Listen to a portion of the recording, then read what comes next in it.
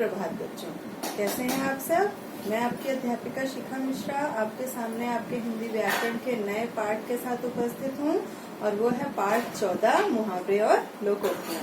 इसमें हम मुहावरे और लोकोक्तियाँ किसे कहते हैं ये पढ़ेंगे और आपके मुहावरे और लोकोक्तियाँ आप कैसे प्रयोग करने चाहिए, कहाँ प्रयोग होते हैं और आपके अर्धवार्षिक परीक्षा में कितने मुहावरे और कितने लोकोक्तियाँ आपको याद करनी है परीक्षा के लिए, ये बताया जाएगा।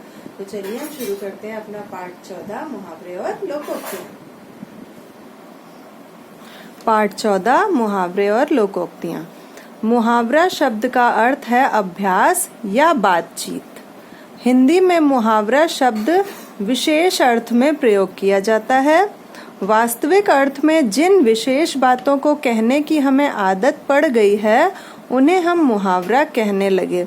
प्रतिदिन के व्यवहार में जिन बातों की ओर हमने विशेष ध्यान दिया उनसे हमने मुहावरे बना लिए। जैसे आँख का तारा, तात्पर्य जैसे आँख की पुतली ही देखने का काम करती है, उसी प्रकार अत्यंत प्रियजनों को हम आँख का तारा कहते हैं। मुहावरों का प्रयोग वाक्य के एक अंश के रूप में होता है। अब देखिए मुहावरा किसे कहते हैं। जो वाक्यांश सामान्य अर्थ को प्रकट न करके किसी विशेष अर्थ को प्रकट करते हैं उन्हें मुहावरा कहा जाता है। मुहावरों के प्रयोग से भाषा रोचक, सरस और प्रभावपूर्ण हो जाती है। सरस मतलब सरल, ठीक है। अब देखिए आपको मुहावरे याद कितने करने हैं, 1 से लेके 10 तक, ठीक है। अंग अंग मुस्काना मतलब खुश होना। देखिए जो ये मुहावरे हैं आपको एग्जाम में अगर वैकल्पिक प्रश्न आते हैं, जैसे पिछली बार एग्जाम में थे, तो उसमें आपके क्वेश्चन कैसे बन सकते हैं कि अंग अंग मुस्काना, इस मुहावरे का क्या अर्थ है, ठीक है। तो इसका अर्थ अगर आपसे पूछा जाएगा तो आप क्या करेंगे, उसमें नीचे 4 ऑप्शन होंगे जिनमें इन्हीं में से कोई और भी साथ में आपके ऑप्शंस डाल दिए जाएंगे और एक ऑप्शन ये होगा तो आपको ये टिक करना होगा, ठीक है। जैसे अंग अंग मुस्काना बहुत खुश होना, बेटे के विदेश से लौटने के समाचार से माँ का अंग अंग मुस्काने लगा, मतलब माँ बहुत खुश हो गई। और वाक्य बनाने में ये ध्यान रखिएगा कि हमेशा मुहावरा आना चाहिए वाक्य के बीच में, उसका अर्थ नहीं आना चाहिए, मुहावरा, ठीक है। और आप जो इसके वाक्य हैं अपने आप से भी बना सकते हैं। अगर आपको वाक्य प्रयोग के लिए आता है तो आप अपने आप से भी वाक्य बना सकते हैं और जो ना बना पाए तो वो ये भी याद कर सकते हैं जो इसमें वाक्य है। दूसरा है आंखों का तारा बहुत प्यारा। आंख दिखाना, क्रोध दिखाना, अंधे की लकड़ी एकमात्र सहारा, कमर कसना, तैयार होना, कान कतरना, चालाकी दिखाना, खून का प्यासा, जानी दुश्मन, नाक कटना, बेइज्जत होना, पेट में चूहे कूदना, बहुत भूख लगना, छक्के छुड़ाना, परेशान कर डालना। जैसे इसमें लिखा है ना, भारतीय सेना ने दुश्मन के छक्के छुड़ा दिए, ठीक है ना। तो ये आपका वाक्य होगा। मान लीजिए एक आपने पढ़ा इनमें से कि आंखों का तारा मतलब बहुत प्यारा। इसमें अब अगर एक वाक्य आपकी पुस्तक में लिखा है कि हर माँ बाप के लिए उनके बच्चे आंख के तारे होते हैं, इसकी जगह आप अगर अपने मन से वाक्य बना रहे, देखिए एक मैं आपको बता रही हूँ कि श्री राम दशरथ और कौशल्या की आंख के तारे थे, ठीक है।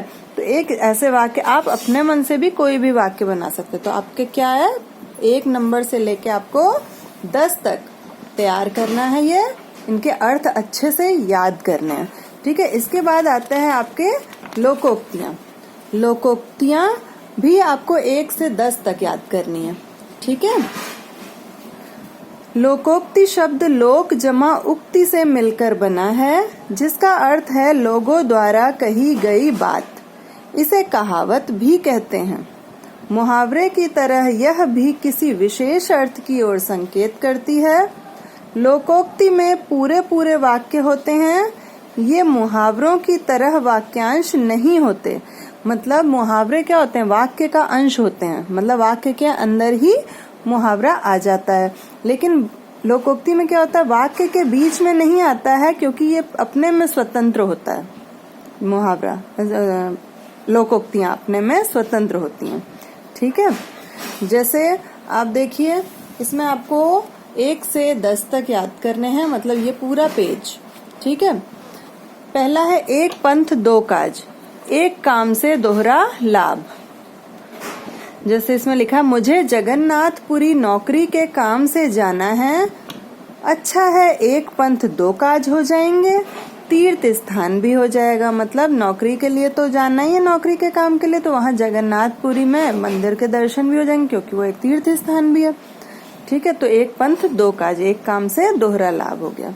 लेकिन इसमें भी आपकी लोकोक्ति ही आनी चाहिए। और देखिए, अच्छा है एक पंथ दो काज हो जाएंगे, तो ये अपने में स्वतंत्र वाक्य है ना। दूर के ढोल सुहावने, दूर की वस्तु अच्छी दिखती है। भारत में बैठकर विदेश की बातें अत्यंत लुभावनी लगती हैं, परंतु वहां जाकर पता चलेगा कि दूर के ढोल कितने सुहावने होते हैं। ठीक है, छोटा मुंह बड़ी बात, अपनी औकात से बढ़कर बात करना। मतलब जितनी हमारे में है, जितना हम कर सकते हैं उतना ही हमें करना चाहिए, उसके आगे हमें नहीं करना चाहिए। घर का भेदी लंका ढावे, मतलब आपसी फूट से हानि होती है। ऊंची दुकान फीका पकवान, प्रसिद्धि के अनुरूप वस्तु न होना। अंधों में काना राजा, मूर्खों में कम बुद्धिमान भी बुद्धिमान माना जाता है। चोर की दाढ़ी में तिनका, कसूरवार झट बोल पड़ता है। झट बोल पड़ता है मतलब शीघ्र ही, जल्दी से बोल ही पड़ता है।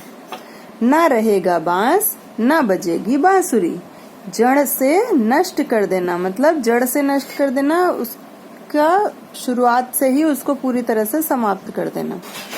जैसे इस परीक्षा सिर पर है और तुम हर समय टीवी देखती रहती हो, मैं केबल ही कटवा दूंगी, फिर तो ना रहेगा बांस, ना बजेगी बांसुरी। मतलब केबल ही नहीं रहेगा तो उसमें सीरियल या कोई भी कार्टून या गाने या पिक्चर्स कुछ भी नहीं आ पाएंगे, तो ना रहेगा बांस, ना बजेगी बांसुरी। एक अनार 100 बीमार, एक वस्तु के अनेक चाहने वाले। काठ की हांडी बार बार नहीं चढ़ती, बेईमानी बार बार नहीं चल सकती। ठीक है, इस तरह से आपको अर्थ बहुत अच्छे से याद करने हैं इसके। इसीलिए मैंने सिर्फ 10 मुहावरे और 10 लोकोक्तियां ही रखी हैं कि आपके पास अभी बहुत टाइम है। अगर एक दिन में आप 2 भी याद करेंगे, 2 मुहावरे 2 लोकोक्ति, तब भी आपको आराम से याद हो जाएंगे। ठीक है, तो आप इतना तैयार करेंगे अपने अर्धवार्षिक परीक्षा के लिए, मुहावरे 1 से 10 और लोकोक्ति 1 से 10। तब तक आप इसको याद करते रहिए। आप अच्छे से प्रिपेयर कीजिएगा इसको। सब लोग तब तक अपना ध्यान रखेंगे। धन्यवाद।